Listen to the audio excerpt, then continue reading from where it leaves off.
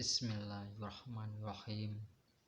Terima kasih atas kehadirannya dan partisipasinya dalam perkuliahan minggu ini pada mata kuliah ekonomi manajerial. Pertama-tama marilah kita panjatkan puji dan syukur kehadirat Allah Subhanahu wa taala yang telah melimpahkan rahmat dan hidayahnya. Semoga dalam perkuliahan ini berjalan dengan lancar dan semoga pandemik ini segera berakhir serta kita semua bisa kembali ke kampus tercinta kita untuk menjalankan sistem belajar ngajar. Untuk minggu ini kita akan belajar tentang oligopoli dan konsentrasi pada pasar.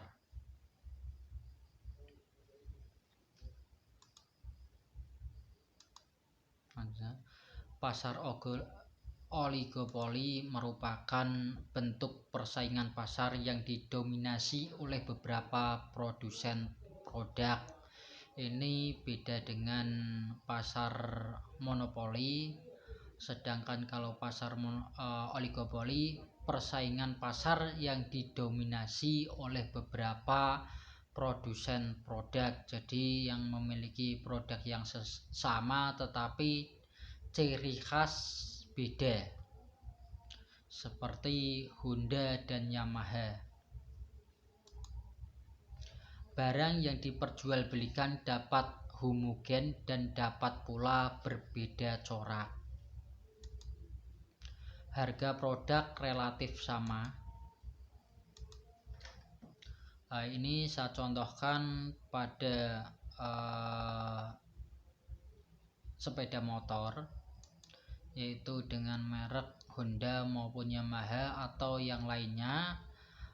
Yang disebut pasar oligopoli merupakan suatu konstruk pasar di mana hanya terdapat beberapa produsen yang menghasilkan barang-barang yang bersaing.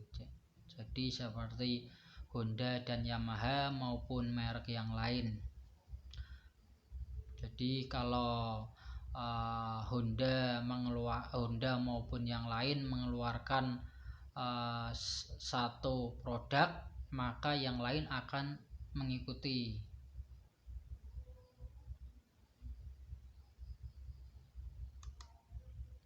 Jika pasar oligopoli hanya terdiri dari dua perusahaan, maka disebut duopoli.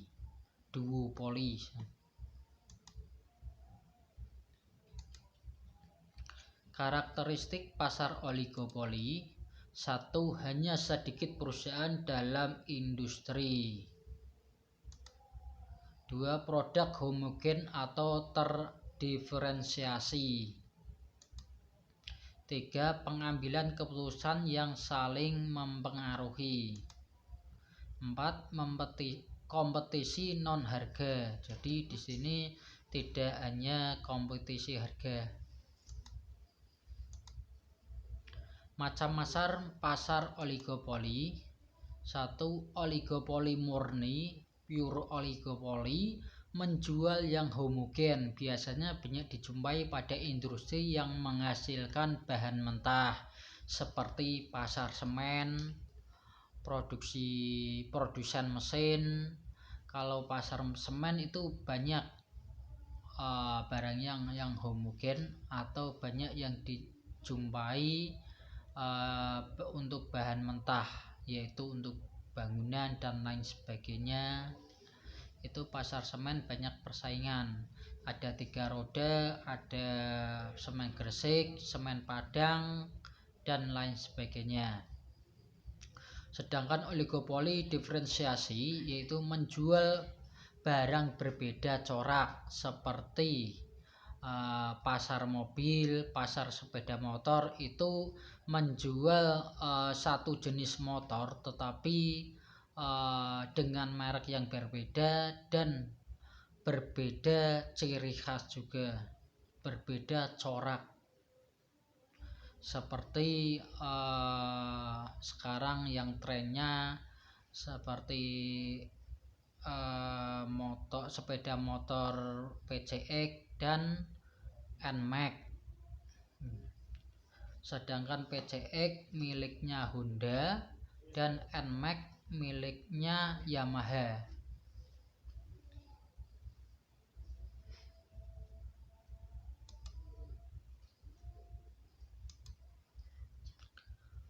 Pengukuran oligopoli. 1.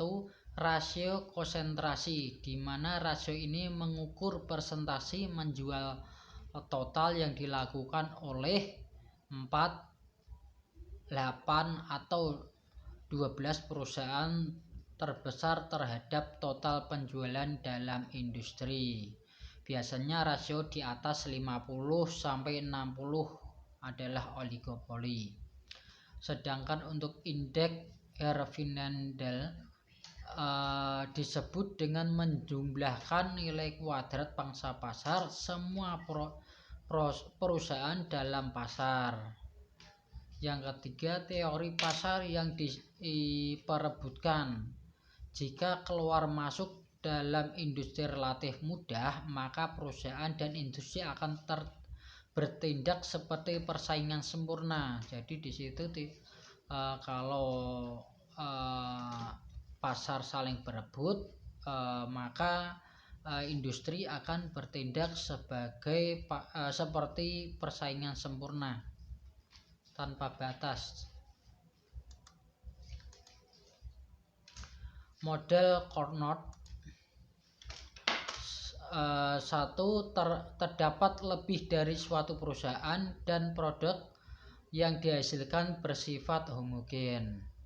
Yang kedua, perusahaan-perusahaan dalam pasar tidak saling bekerja sama. 3. Perusahaan-perusahaan dalam pasar memiliki market power. Jadi di situ banyak perusahaan yang memiliki power dalam memasarkan produk. Yang keempat, jumlah perusahaan dalam pasar merupakan angka tetap. Untuk kelima, terdapat strategi behavior yang dilakukan oleh perusahaan.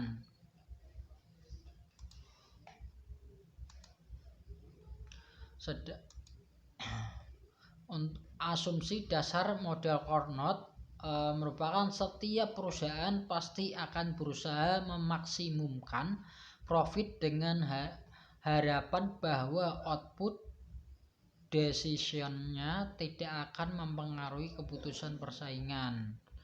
Perusahaan mengharap bahwa output yang dihasilkan persaingannya adalah tetap.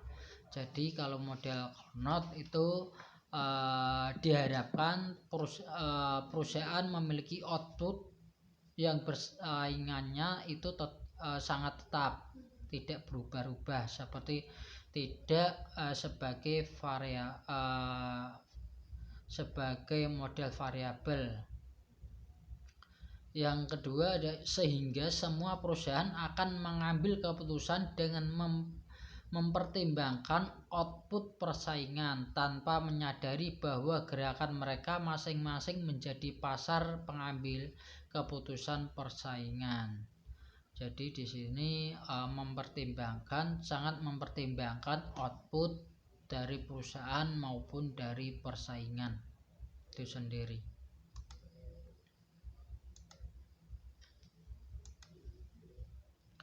Mula-mula perusahaan A mempunyai kekuatan monopoli, kemudian perusahaan B memasuki pasar.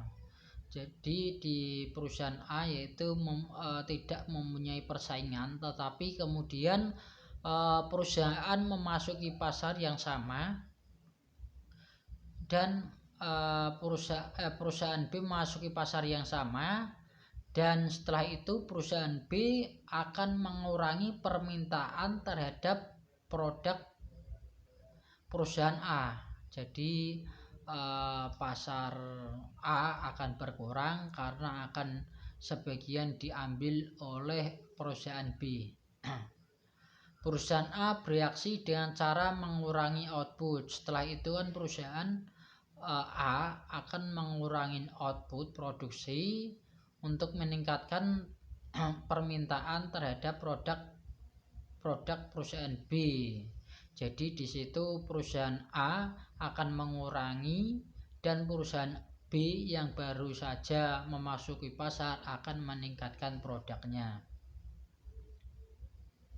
Perusahaan A selanjutnya mengurangi output lebih lanjut, jadi terus-menerus mengurang karena itu diperebutkan oleh A dan B. Jadi B sangat meningkat, sedangkan A akan menurun.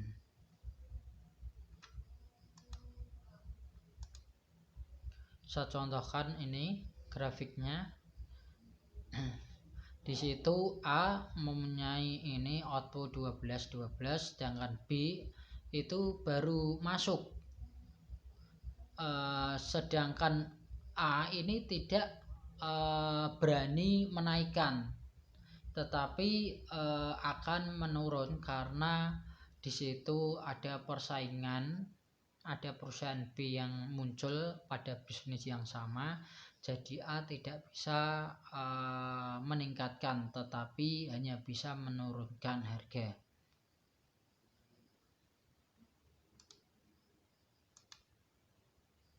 Sedangkan model kurva permintaan yang terpatah merupakan jika perusahaan di oligopoli menaikkan harga, perusahaan lain tidak akan mengikuti, sehingga permintaan akan elastis. Akan sama. Jika perusahaan oligopoli menurunkan harga, perusahaan lain akan ikut sehingga permintaan akan inelastis. Implikasinya adalah bahwa kurva permintaan akan terpatah, MR akan diskontinuitas, dan perusahaan oligopoli tidak akan mengubah harga ketika biaya margin berubah.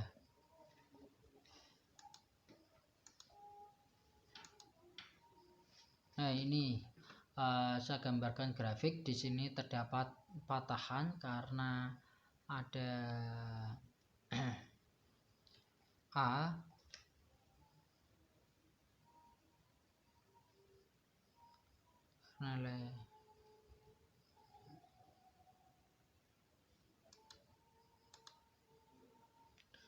kesepakatan kartel.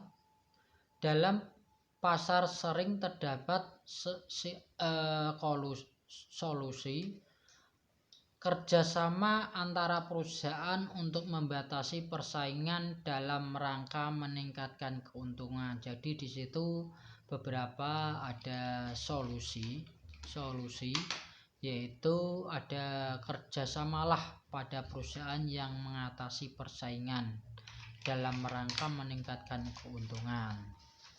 Kartel terdiri dari dua, yaitu kartel terbagi pasar, merupakan memberikan setiap anggotanya hak eksklusif untuk beroperasi pada daerah geografi tertentu. Jadi di situ berdasarkan data geografis bahwa pasar tersebut akan dibagi-bagi setiap operasional terhadap daerah geografis. Yang kedua adalah kartel terpusat, perjanjian resmi antara berbagai produk oligopolistik dari suatu produk untuk menentukan harga monopoli, mengalokasikan output masing-masing anggotanya, dan menentukan bagaimana laba dibagikan. Ini jadi di situ terdapat wilayah-wilayah, wilayah 1, 2, dan industri kartel pusat.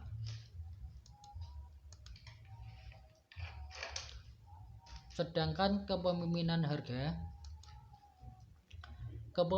harga merupakan perusahaan yang diakui pemimpin harga melaksanakan perubahan harga, dan kemudian perusahaan lain dalam industri dengan cepat mengikutinya. Perusahaan barometrik 1 terbesar dominan atau perusahaan bisa terendah di industri. Yang kedua, kurva permintaan didefinisikan sebagai kurva permintaan pasar dikurangi pasokan oleh para pengikut. Yang ketiga, perusahaan pengikut. Pengambilan harga pasar seperti yang diberikan oleh berperilaku sebagai pesaing sempurna. Jadi di situ ada yang namanya pasar pengikut yang mengikuti atau flow yang disebut pasar flow market. Di situ akan mengikuti yang namanya raja pasar atau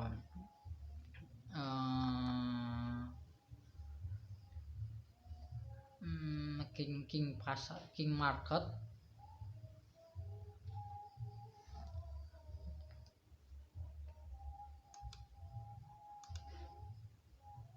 Ini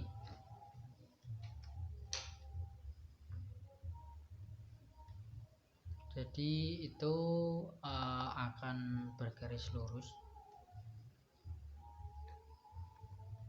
karena berdasarkan kepemimpinan harga.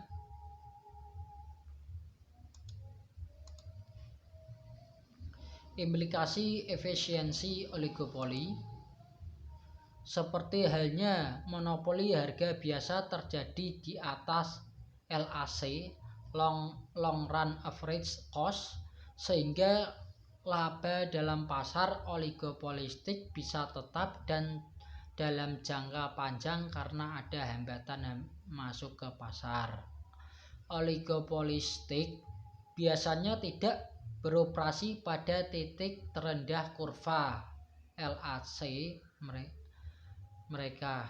Biasanya terjadi alokasi sumber daya yang tidak efisien pada perusahaan industri oligopoli. Ketika memproduksi barang diferensiasi, mungkin akan terlalu banyak uang untuk pembuatan iklan dan perubahan model.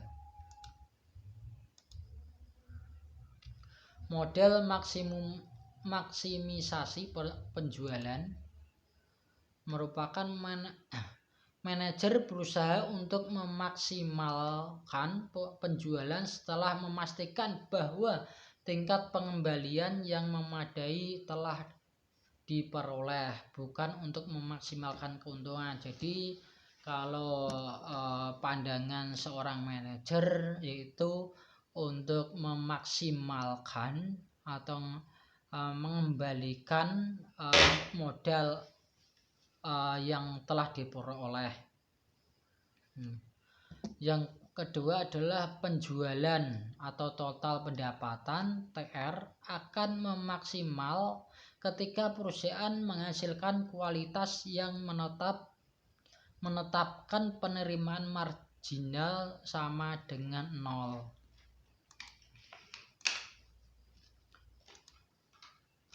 Nah, ini terdapat gambar untuk maksimisasi penjualan.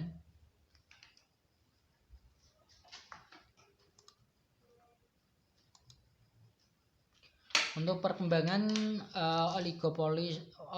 oligopolis global, terjadi kecenderungan di oligopoli global yang semakin cepat karena banyak perusahaan besar dunia semakin bertambah besar akibat pertumbuhan internal dan merger. 2. Sektor yang sedang berkembang. 1. Perbankan internasional. 2. Industri hiburan dan komunikasi. Yang 3. Produk-produk sehari-hari, makanan, obat-obatan, elektronika, dan pesawat terbang komersial. Sebuah perusahaan bisa saja merupakan monopolis di pasar nasional, akan tetapi pada saat yang sama akan menghadapi persaingan dan oligopolis global yang lebih besar dan efisien. Arsitektur perusahaan yang ideal merupakan atau cara perusahaan diorganisasi, bergerak atau beroperasi dan merespon perubahan pasar. Beberapa arsitek perusahaan ideal. 1. Perusahaan ideal berkomunikasi pada kompetensi inti dan mensubkontrakkan seluruh aktiva lainnya. 2. Perusahaan ideal adalah organisasi pembelajaran. Yang ketiga, perusahaan yang ideal akan mengoperasikan pabrik atau perusahaan dengan benar-benar efisien. 4. Perusahaan ideal mengkombinasikan fisik dan maya dengan tanpa halangan. 5. Perusahaan yang ideal adalah perusahaan yang bisa dengan segera bereaksi. Real-time enterprise. Perusahaan maya atau yang disebut dengan virtual corporation merupakan jaringan kerja dependen seperti pemasok, pelanggan, dan bahkan pesaing yang bergabung bersama dengan kontribusi kemampuan intinya masing-masing untuk secara tepat mengambil keuntungan di pasar. Syaratnya adalah 1. Perusahaan maya harus dibentuk oleh rekanan yang dapat diandalkan dan terbaik di bidangnya. Jaringan kerja harus melayani keinginan untuk semua rekanan dan kondisi yang menguntungkan. 3. Setiap perusahaan harus memberikan orang yang terbaik dan terpandai untuk jaringan kerja. Jadi perusahaan memperkerjakan orang-orang yang berkompeten. Yang keempat adalah tujuan jaringan kerja harus jelas. Jadi ini sangat penting bagi perusahaan maya maupun non maya, yaitu jaringan kerja yang jelas. Job desk harus jelas, job spec juga jelas, dan lain sebagainya. Ada terutama juga organisasi. Kelima adalah jaringan kerja tersebut harus membangun infrastruktur komunikasi yang berinteraksi antara setiap perusahaan.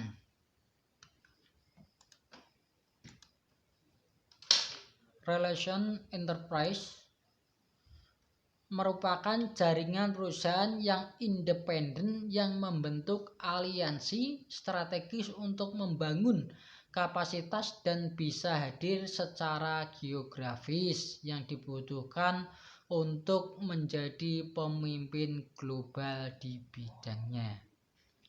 Yang kedua, relation enterprise lebih bersifat jangka panjang. Jadi di sini butuh investasi dan akan menghasilkan atau mengunduh hasilnya yaitu pada jangka yang panjang. Contohnya industri pesawat terbang atau pesawat udara, telekomunikasi, manufaktur elektronik, dan mobil.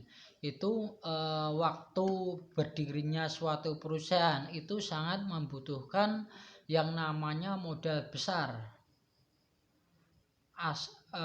investasi yang besar, tetapi akan mengunduh hasilnya, akan panen pada jangka waktu yang panjang dan bisa dinikmati setelah itu. Kalau jangka waktu yang pendek itu belum bisa dinikmati hasilnya.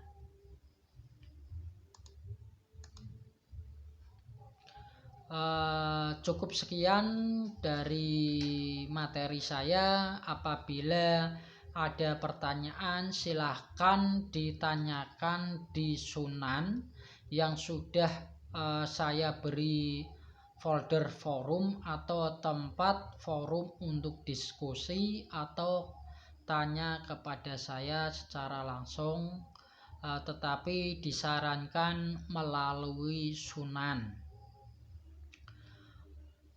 Cukup sekian. Wassalamualaikum warahmatullahi wabarakatuh.